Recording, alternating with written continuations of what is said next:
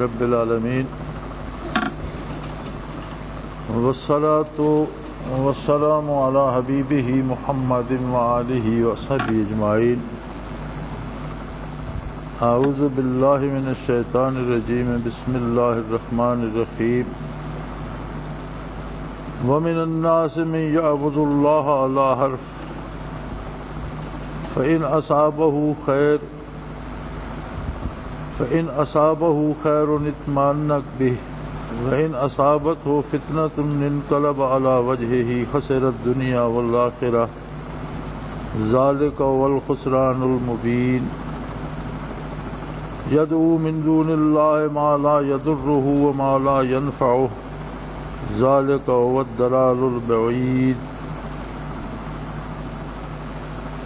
يدعو لمن ضره أقرب من نفعه لبئس المولى ولبئس العشير. اللهم سبحانك لا علم لنا إلا ما علمتنا إنك أنت العليم الحكيم. مولا یا صلی وسلم دائما ابدا على حبیبک من زانت به العصر.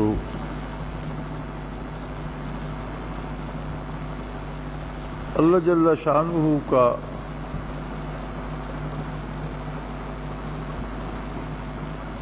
اور اس کی ذات اور اس کی صفات کا جو بیان، جو ایمان اور جو عقیدہ آقا نامدار صلی اللہ تعالی علیہ وآلہ وسلم نے ارشاد فرمایا ہے، وہ بڑا سادہ اور بڑا واضح ہے کہ سوائے اس ایک ذات کے جس کی نہ کوئی ابتدا ہے نہ کوئی انتہا، جو حدود میں مقید نہیں ہے، ہر چیز پہ ہر وقت قادر ہے، اور جس کی ذات کے ساتھ کسی بھی کمزوری یا نقص کا تصور ممکن نہیں ہے، وہ ذات تھی کچھ بھی نہ تھا.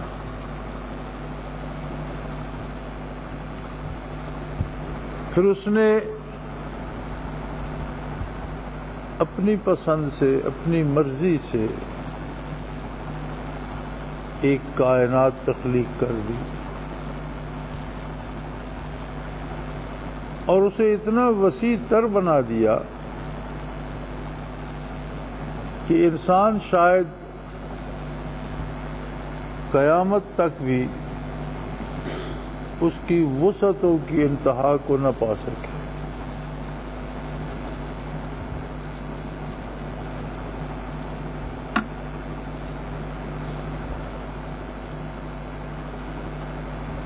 اتنی وسیع کائنات جس کے بارے شاید عام آدمی تو یہ جانتا ہے کہ سائنس نے تحقیقات اور جستجو کی حد کر دی اور بہت چیزیں دریافت کر لیں، انسانی وجود کے بہت سے راز دریافت کر لیے، جینز تک رسائی ہو گئی، لیکن خود سائنسدان کیا کہتے ہیں، یہ بحث اگلے دن ٹیلی ویژن پہ چل رہی تھی، اور بہت بڑا سائنسدان یہ کہہ رہا تھا کہ ہم اگر مبالغہ کر کے بڑھا چڑھا کر اپنی تحقیقات کو دعویٰ کریں تو شاید ہم یہ کہہ دیں کہ سائنس نے 10% علوم جان لیے ہیں، پہچان لیے ہیں، اور 90% سے ابھی تک واقف نہیں ہوئی. اور پھر خود اس کے الفاظ تھے کہ یہ دعویٰ بھی صحیح نہیں ہوگا، ہم بہت بڑھا چڑھا کر کریں گے. ایک اتنی وسیع کائنات کہ جس میں سیاروں اور ستاروں کی حرکات و سکنات کا تعلق زمین سے گھاس کے تنکوں کے اگنے اور ان میں پھول پتیاں بننے سے ہے، جس کے ستاروں یا سیاروں کا تعلق بادل بنانے، برسانے اور زمین میں رویدگی پیدا کرنے سے ہے، جس کے ستاروں اور سیاروں کا تعلق پھلوں میں مٹھاس پیدا کرنے اور پکانے سے ہے، اور اتنا لطیف تر تعلق ہے جس کی سمجھ انسان کو نہیں آتی۔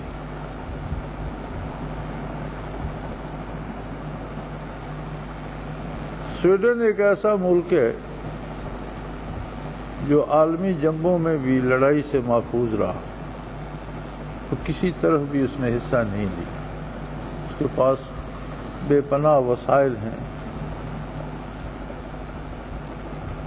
7 سمندر ہے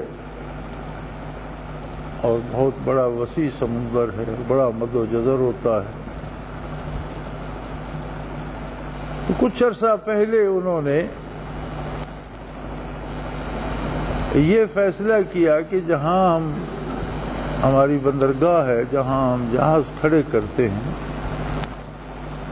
اس میں ایک وسیع علاقے پر ایسی دیوار تعمیر کر دی جائے سمندر کے اندر جو سمندری پانی سے اونچی ہو، زمین سے شروع ہو اور پانی سے اونچی ہو جائے، اور جو مد و جزر یا جو لہروں کا تمب ہو جاتا ہے یہ اس دیوار کے باہر رک جائے اور اندر پانی پرسکون ہو جائے۔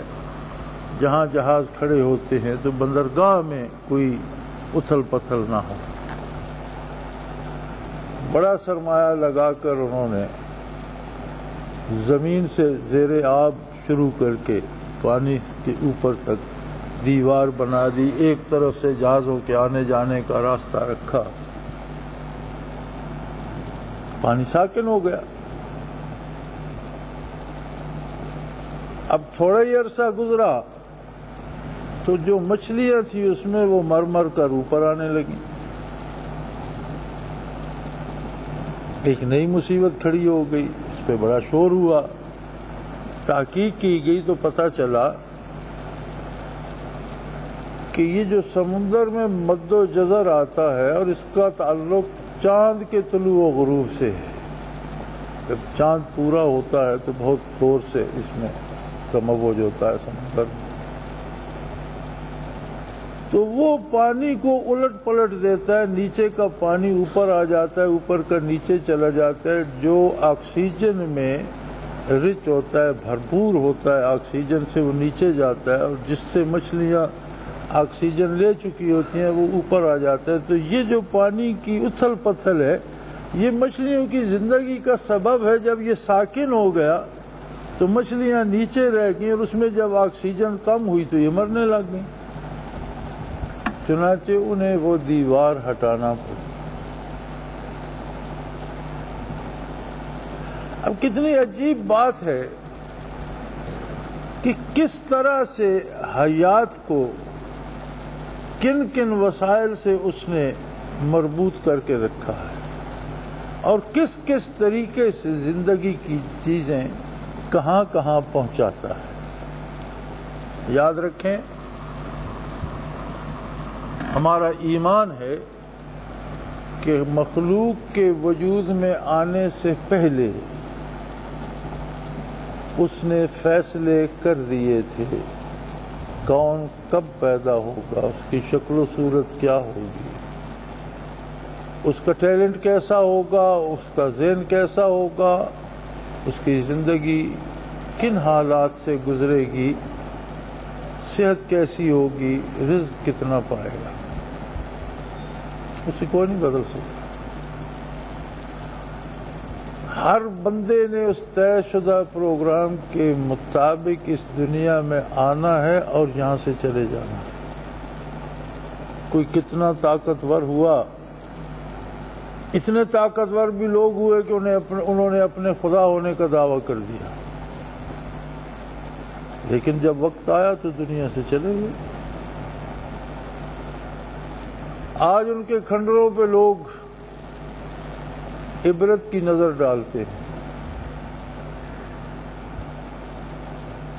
اب اس سارے ہنگامہ ہاؤ ہو میں انسان کا کردار کیا ہے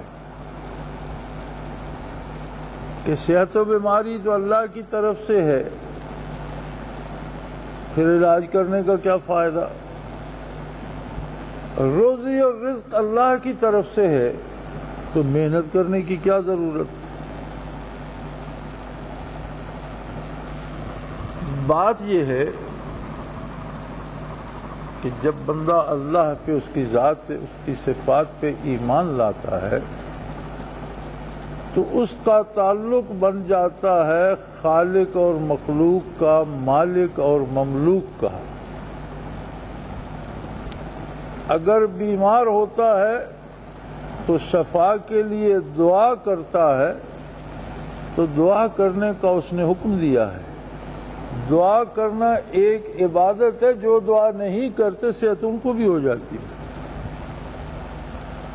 یہ ضروری نہیں کہ مسلمان ہی بیمار ہو کر صحت یاب ہوتا ہے، جو اللہ کو نہیں مانتے وہ بھی بیمار ہو کر اپنی وقت پہ صحت یاب ہو جاتے ہیں۔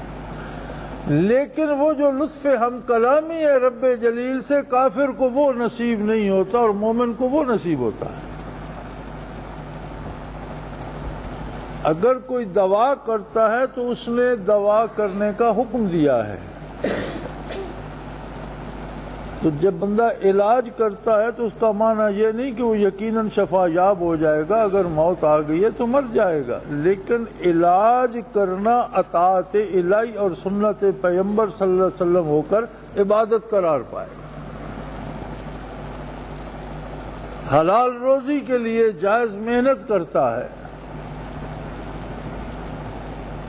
وہ محنت کرنا ایسے ہی عبادت قرار پائے گا جس طرح نماز، روزہ یا حج عبادت ہے، اسی طرح چونکہ اطاعت الہی کر رہا ہے تو اس کی وہ مزدوری قرب الہی کا سبب ضرور بنے گی۔ رزق تو جو مقدر میں ہے، جو نصیب میں ہے، وہ مل جائے گا۔ اس کی بنائی ہوئی یہ کارگاہ ایک حیرتوں کا نہ ختم ہونے والا سلسلہ ہے۔ کیا آپ نہیں دیکھتے کہ جو بندہ گاڑی کو اتنا سمجھتا ہے کہ اس کا سارا انجن کھول کر مرمت کر کے جوڑ دیتا ہے، وہ 4 چابیاں پانے لے کر سڑک پر بیٹھا، اور جسے گاڑی چلانی نہیں آتی اس کے پاس 10 گاڑیاں ہیں، نوکروں سے چلواتا ہے، ملازم رکھے ہوئے۔ ابھی اس کی اپنی تقسیم ہے۔ اگر ہماری فہم و دانش پہ ہوتی تو مستری کے پاس گاڑیاں ہوتی، سیٹھوں کے پاس نہ ہوتی۔ بنادا چنا روزی رساند کہ دانا اندراں حیراں بماند۔ وہ نادانوں کو اس طرح دے دیتا ہے کہ عقل والے دیکھتے رہ جاتے ہیں، سوچتے رہ جاتے ہیں، ان کی سمجھ میں بات۔ اس کا ایک اپنا نظام ہے جسے وہ چلا رہا۔ اس کو آپ جس پہلو سے دیکھیں، جس انداز سے دیکھیں، آپ ایک گائے کو، ایک بھینس کو ذبح کر دیں، سوائے خون اور غلاظت اور گندگی کے گوشت کے ہڈیوں کے اور کچھ نہیں نکلے گا۔ لیکن وہی صبح بھی 10 سیر دودھ دیتی ہے، شام کو بھی 10 سیر دودھ دے دیتی ہے۔ کہاں سے آ جاتا ہے؟ من بین دم مفرسن، اس کی غذا کی جو اندر غلاظت ہے، اس میں جو خون گوشت ہے، اس میں سے لبنن خالصاً سائغاً للشاربین، کتنا خوبصورت میٹھا صحت مند دودھ نکال کر دے دے۔ اگر آپ اسے 6 مہینے سال اس سے دودھ نکالتے رہتے ہیں تو اس کے اپنے وزن سے کئی گنا زیادہ دودھ دے دیتی ہے۔ اسی کو اسی وقت ذبح کر دیں تو آپ کو ایک چبلو دودھ نہیں ملے گا۔ اب اس نے ایک کارگاہ بنا دی، اس کے اپنے دست قدرت میں ہے، مٹی کو گھاس کی فصل کی شکل دیتا ہے، اس کو چارہ بنا دیتا ہے، جانور چرتا ہے، اس سے گوشت بھی بنتا ہے، خون بھی بنتا ہے، دودھ بھی بنتا ہے۔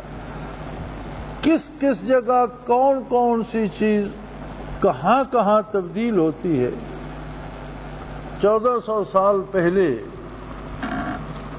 قرآن کریم نے فرمایا وَمِنَ الشَّجْرِ الْأَخْضَرِ نَارًا، اس نے تو ہرے بھرے پتوں میں، سرسبز درختوں میں آگ رکھی۔ آج آ کر باٹنی کے علوم کے ماہرین کہتے ہیں کہ درخت کی جڑ جتنی خوراک زمین سے لیتی ہے یہ سیدھی پتوں میں جاتی ہے. ہر پتے میں ایک بھٹی لگی ہوئی ہے، ایک آگ جل رہی ہے جہاں وہ پکتی ہے.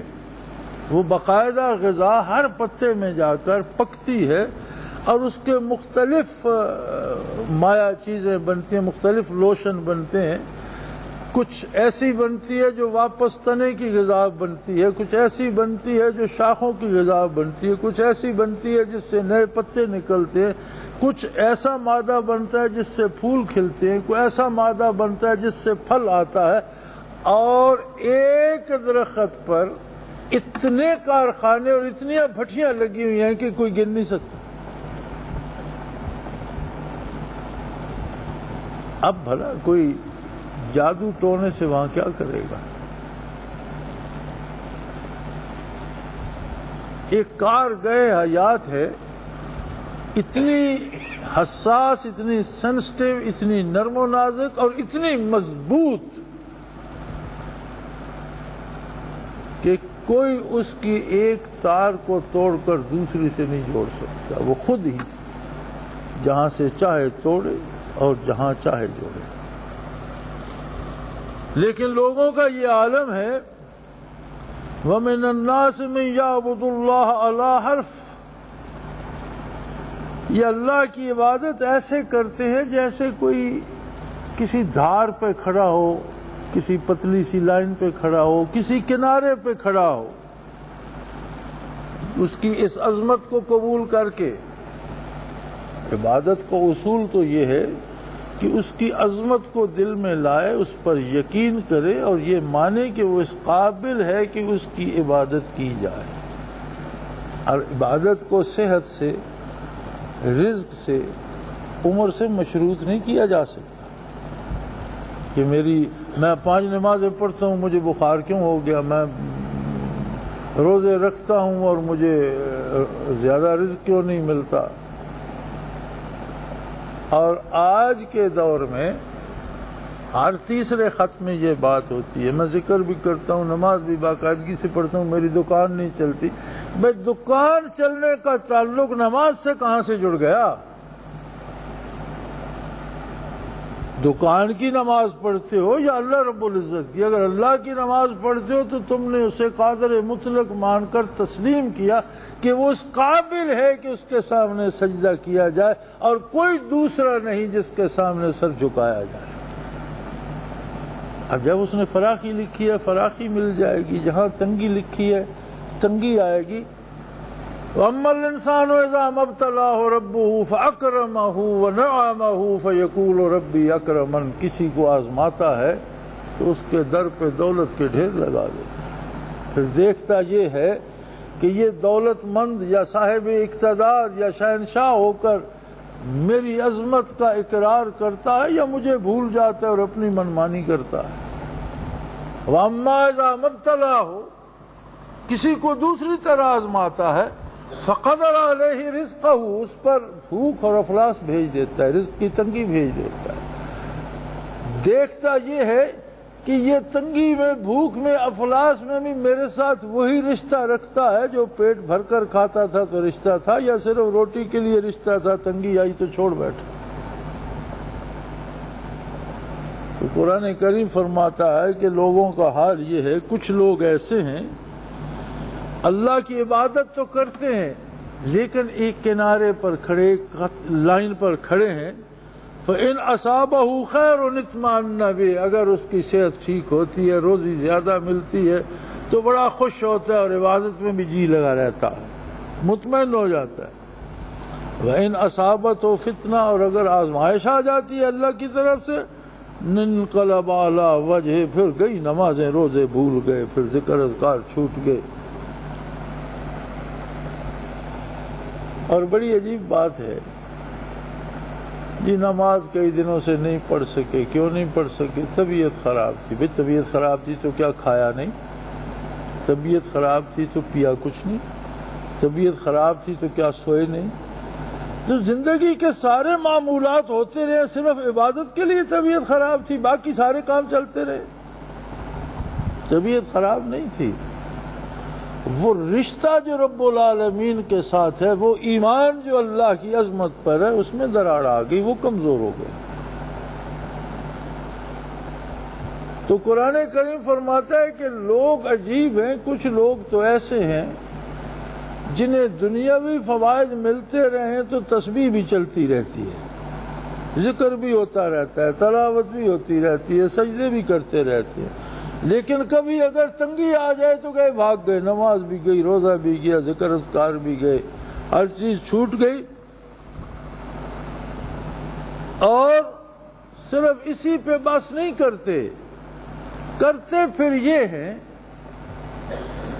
کہ اپنے جیسے بندوں کے قدموں میں جا بیٹھتے۔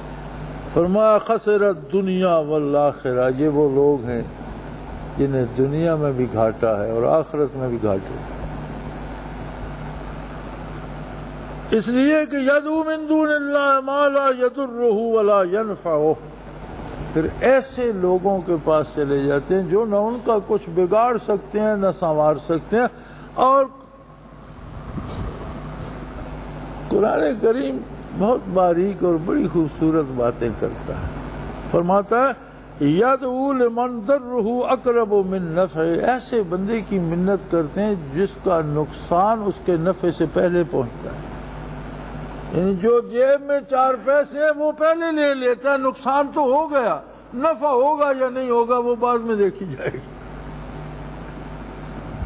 ایسے بے وقوف ہیں، اتنی سی بات نہیں سمجھتے کہ جو اپنی دال روٹی چلانے کے لیے تیری جیب سے پیسے نکال رہے وہ تجھے رزق کی فراخی کہاں سے دے دے گا؟ اللہ کی کتاب ہے، انسان اللہ کی مخلوق ہے، انسانی نفسیات کے ایک ایک پہلو کا اس طرح سے جائزہ لیتی ہے کہ عقل دنگ رہ جاتی ہے۔ یہ سارا جہان ہی حیرتوں کا سلسلہ ہے، آدمی حیران ہو جاتا ہے، اور جب لوگوں کا حال دیکھتا ہے تو پھر سمجھا لوگ واقعی کرتے تو یہی کچھ۔ تو کیا یہ سب کچھ جو ہم کرتے ہیں یہ کیا ہے؟ فرمایا ذالک هو الخسران المبین، یہ بہت بڑا خسارہ ہے، دنیا میں بھی نقصان، بعض اوقات عزت گنوا بیٹھتے ہیں، مال تو جاتے ہی چھن جاتا ہے۔ میں نے برطانیہ میں دیکھا، میں تو مدت ہوئی جانا چھوڑ دیا باہر، ہاں عالم یہ تھا بندہ اسپتال میں ایڈمٹ ہے، اب وہ پیر صاحب کے پاس گئے، جی دم کرانا ہے، اچھا 5 پاؤنڈ والا کرانا ہے، 10 والا کرانا ہے، 50 والا کرانا ہے۔ یہاں بھلوال میں ایک چک ہے، وہاں شادی تھی مسلیوں کی، میرے دوست کے وہ کام کاج کرنے والے تھے اور وہ آپس میں ایک دوسرے کو رشتہ دے رہے تھے۔ وہ زمانہ بھلا تھا، روپے کی قیمت تھی، تو پہلے جس نے نکاح پڑھوایا اس نے مولوی صاحب سے بات کی اور 10 روپے دیے کہ نکاح مضبوط، اس وقت 1 روپیہ لوگ دیتے تھے، تو اس نے 10 دیے کہ ذرا نکاح تکڑا سا باندھنا۔ اب وہ نکاح تو ہو گیا، دوسرے دن دوسرے کی باری تھی، اس کے گھر گئے تو اس کی بیٹی اور اس کا بیٹا تھا، اس نے بیٹے والے نے اسے پتا تھا کل اس نے 10 دیے، اس نے 20 دیے کہ میرا اس سے تکڑا باندھنا 20 والا ہونا چاہیے۔ اب وہ پہلے والا بھڑک گیا کہ ہم بھی 10 والے پہ نہیں رہیں گے، ہم 20 اور دیں گے اور دوبارہ پڑھوائیں گے وہ تکڑے والا۔ اب میرے بھائی نکاح تو وہی تھا جو ایجاب و قبول، النکاح ینعقد بایجاب و قبول، خاتون قبول کرے، مرد قبول کر لے، خاتون راضی ہو، 2 شرعی گواہ ہوں، نکاح ہو جاتا ہے۔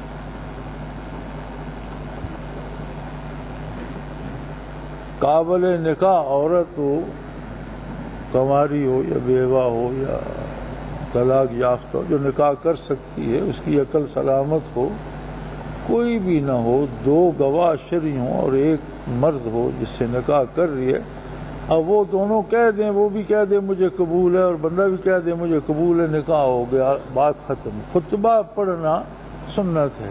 کتنی سادہ سی بات ہے۔ حضرت موسیٰ علیہ نبینا علیہ الصلوۃ والسلام پر سوال ہوا، ما تلک بیمینک یا موسیٰ، موسیٰ یہ تمہارے ہاتھ میں کیا ہے؟ آسان سا جواب تھا، خدایا لاٹھی ہے، بات ختم۔ لیکن انہوں نے جواب بڑا لمبا دیا، تلک عصای اتوکل علیہا واحش بہا علی غنمی ولی فیہا معارب اخری، یہ میری لاٹھی ہے، اس سے میں بکریاں بھی چراتا ہوں، ان کے لیے پتے بھی جھاڑتا ہوں اور اس کی ٹیک پہ چلتا بھی ہوں۔ پھر اور بہت سی بے شمار اس کی باتیں گنوائیں جو کام لاٹھی سے وہ لیتے تھے۔ مفسرین کرام یہاں ایک عجیب بحث کرتے ہیں، وہ کہتے ہیں کہ بات مختصر کرنا کمال ہے، یعنی مفہوم سارا آ جائے اور بات مختصر ہو، اور یہ انبیاء کو یہ نعمت ملتی ہے، جوامع الکلم، جامع کلمات۔ پھر سوال کا جواب جتنا سوال ہو اتنا دینا ادب ہے، اور نبی سے زیادہ باادب کون ہوگا اور اللہ سے زیادہ عظیم کون ہوگا؟ اللہ نے سوال کیا تیرے ہاتھ میں کیا ہے؟ انہوں نے فرمایا یہ عصائی، بات ختم ہو گئی، میرے ہاتھ میں میری لاٹھی ہے۔ تو موسیٰ علیہ السلام نے اتنا لمبا جواب کیوں دیا؟ وہ فرماتے ہیں جواب تو پورا ہو گیا تھا، جو لذت ہم کلامی تھی اس میں کھو گئے۔ بات تو اللہ سے ہو رہی ہے نا، تو بات کرنے میں، اللہ سے بات کرنے میں جو لذت ہم کلامی تھی وہ انہیں دور تک لے گئی۔ بیک لفظ تمام گفتن تمنائے جہاں را، ساری دنیا کی بات ایک لفظ میں کی جا سکتی ہے۔ بڑی لمبی بات ہو، آپ ہاں کہہ دیں یا نہ کہہ دیں، بات ختم ہو جاتی۔ بیک لفظ تمام گفتن تمنائے جہاں را، دنیا کی بڑی سے بڑی بات ایک لفظ میں کی جا سکتی ہے۔ منز بیر حضوری طول دادم داستہ دے رہا، میں نے تو بات لمبی، بات کا مزہ لینے کے لیے کر دی کہ بات میں حضوری تو نصیب ہے، حاضر تو ہوں، بات تو کر رہا ہوں۔ چلو تنگی آ گئی، بیماری آ گئی، ترشی آ گئی، لیکن جب اللہ سے دعا کرتا ہے، الگ تھلگ کرتا ہے، مخلوق سو رہی ہے آدھی رات کو، وہ رب کریم سے سرگوشیاں کر رہا ہے، خدایا میں کمزور ہوں، مجھ پر اتنی مصیبت نہ ڈال، اس مصیبت کو راحت سے بدل دے، مجھے صحت دے دے، میری تنگی دور کر دے، میرے افلاس دور کر دے، میرے بچوں کو ہدایت دے۔ اپنے دکھ اپنے رب سے کر رہا ہے، رہیں دکھ ساری عمر رہیں، لیکن بات کرنے کا مزہ تو اپنی جگہ ہے۔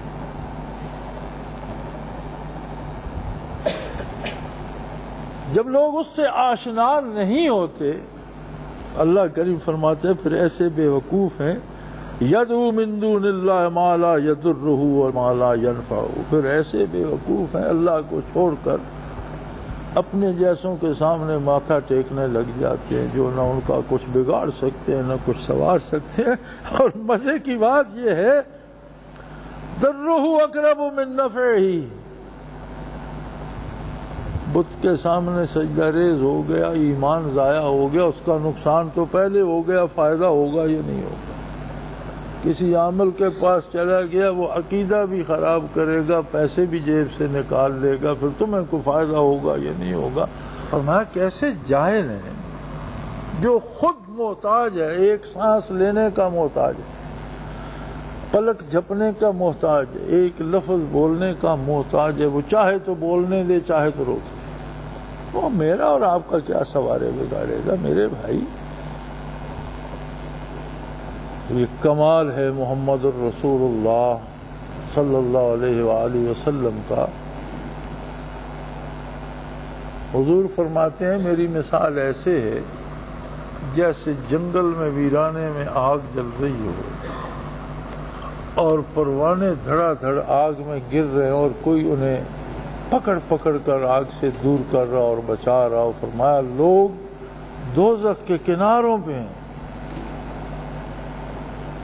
علی شفا جرف من النار، جہنم کے کنارے کنارے چل رہے ہیں، میرا نبی انہیں پکڑ پکڑ کر کھینچتا ہے اور بچاتا ہے دوزخ سے۔ یہ ایسے بے وقوف ہے کہ آپ کے ہاتھوں سے نکل نکل کر ادھر ہی بھاگتے ہیں۔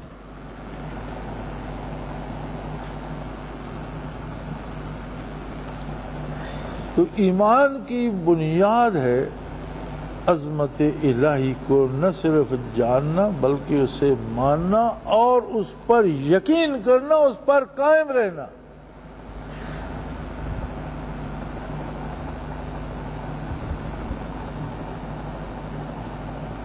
اگر خدا نخواستہ یہ یقین متزلزل ہو جائے تو سجدے بے ذوق ہو جاتی ہیں اور نمازیں بے اثر ہو جاتی ہیں، پھر عبادات میں بھی وہ مزہ نہیں رہتا۔ اور آپ دیکھتے ہیں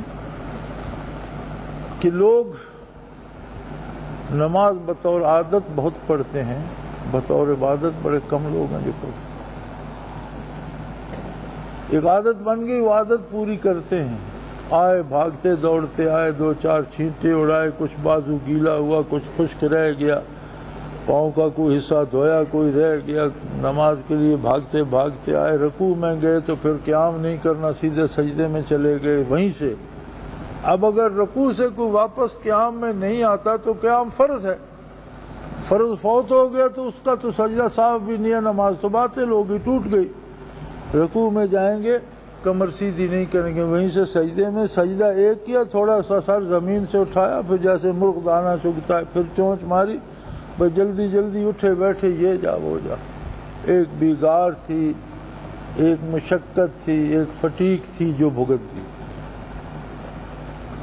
میرے بھائی یہ تو حضوری کی بات ہے، اور کمال ہے محمد الرسول صلی اللہ علیہ وسلم کا کہ کفر و شرک سے لوگوں کو پکڑا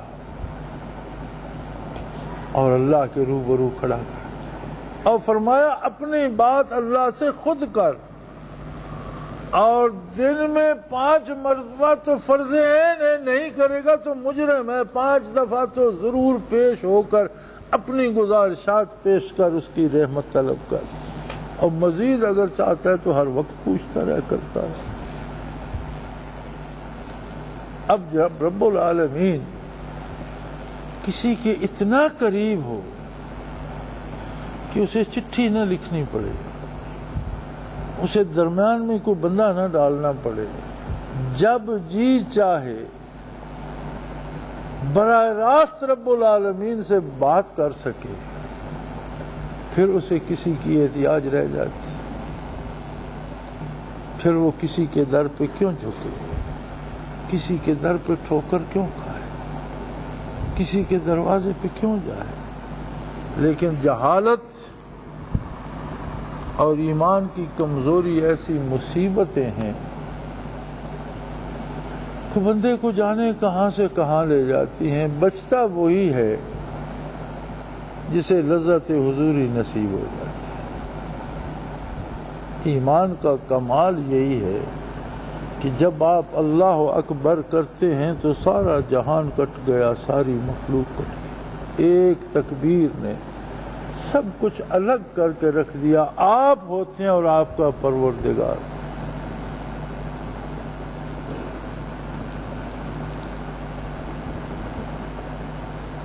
اور اگر عبادت کا یہی عالم ہے کہ نظام کائنات جیسے میں چاہتا ہوں ویسے چلے، جو میں چاہتا ہوں دنیا میں وہ ہو، میرے بھائی یہ تو بجائے خود خدائی دعویٰ ہے، یہ تو اس کی شان ہے کہ جو وہ چاہتا ہے وہ ہو۔ بندے کو کیا حق حاصل ہے کہ وہ کائنات میں یہ امید لگائے بیٹھا ہو کہ جو میں چاہتا ہوں وہ ہو۔ اب اگر کوئی چاہے کہ میں دنیا میں رہوں اور مجھ پہ کوئی تکلیف نہ آئے تو وہ اتنا سادہ ہے کہ وہ اس دنیا کو جنت سمجھے بیٹھا ہے۔ یہ خصوصیت تو جنت کی ہے کہ جہاں کسی طرح کی کوئی تکلیف نہ ہوگی۔ یہ تو دنیا ہے، یہ تو خارزار ہے، یہ تو ویرانہ ہے، جنگل ہے، یہاں تو چپے چپے پہ کانٹے دار جھاڑیاں ہیں، موذی جانور ہیں، یہ تو بھرا پڑا ہے بلاؤں سے۔ یہاں سے تو بچ کر گزرنے کا راستہ ہی اس میں ذات ہے، یاد الہی ہے، اتباع محمد الرسول اللہ ہے۔ جو اس سے ذرا بھی دائیں جائے گا یا بائیں جائے گا وہ بچ نہیں پائے گا، کسی نہ کسی بلا کی نظر ہو جائے گا، ایمان بھی ضائع کر بیٹھے گا اور راحت و سکون بھی ضائع کر بیٹھے گا۔ جامع وجود انسانی ہوگا لیکن کردار اس کا درندوں جیسا ہو جائے گا۔ آپ دیکھتے نہیں روئے زمین پر کیا ہو رہا ہے؟ میں نے 3-4 اخبار دیکھے آج بھی۔ میری عادت ہے کہ میں صفحے کو کونے سے کونے تک دیکھ لیتا ہوں، کوئی قابل ذکر بات ہو تو اٹکتا ہوں، نہیں تو چھوڑ دیتا ہوں۔ اتنے بڑے 4 اخبار پڑھے، کہیں کوئی خیریت کی خبر نہیں ہے۔ قتل و غارت، لوٹ مار، ڈاکہ۔ قرآن کریم فرماتا ہے ظہر الفساد فی البر والبحر، امڑ پڑتے ہیں فساد زمینوں پر بھی سمندروں پر بھی، بما کسبت ایدی الناس، لوگوں کے کرتوتوں کی وجہ سے۔ جب لوگ اللہ کو چھوڑ کر بتوں یا اپنے جیسے بندوں کے سامنے سجدہ ریز ہوتے ہیں تو پھر تباہی آتی ہے، بربادی آتی ہے، چین و سکون لٹ جاتا ہے، عزتیں لٹتی ہیں، مال لٹتے ہیں، خون بہتا ہے، جانیں لٹتی ہیں۔ اور اس میں بھی پھر 2 فریق ہوتے ہیں، کچھ لہو اللہ کے لیے بہتا ہے اور وہ واصل باللہ ہوتے ہیں، شہید ہو جاتے ہیں۔ کچھ لہو ظلم کرتے ہوئے ظالموں کا بہتا ہے، خون الگ بہتا ہے، عذاب الہی میں گرفتار الگ ہو جاتا ہے۔ ہر بندہ یہ چاہتا ہے اور ہر بندہ یہ دعویٰ کرتا ہے، ہر حکمران یہ دعویٰ کرتا ہے، ہر سیاستدان یہ بات کہتا ہے، ہر عام آدمی بھی یہ بات کہتا ہے کہ امن ہونا چاہیے، ملک میں امن ہونا چاہیے، دنیا میں امن ہونا چاہیے، گھروں میں امن ہونا چاہیے، بازاروں میں امن ہونا چاہیے۔ تو جب فساد اس وجہ سے ہو رہا ہے کہ ہم اللہ کی نافرمانی کرتے ہیں تو قیام امن کا بھی ایک ہی طریقہ ہوگا کہ ہم اللہ کی اطاعت اختیار کریں۔ جس وجہ سے فساد ہو رہا ہے جب تک وہ وجہ ختم نہیں ہوگی فساد کیسے ختم ہوگا؟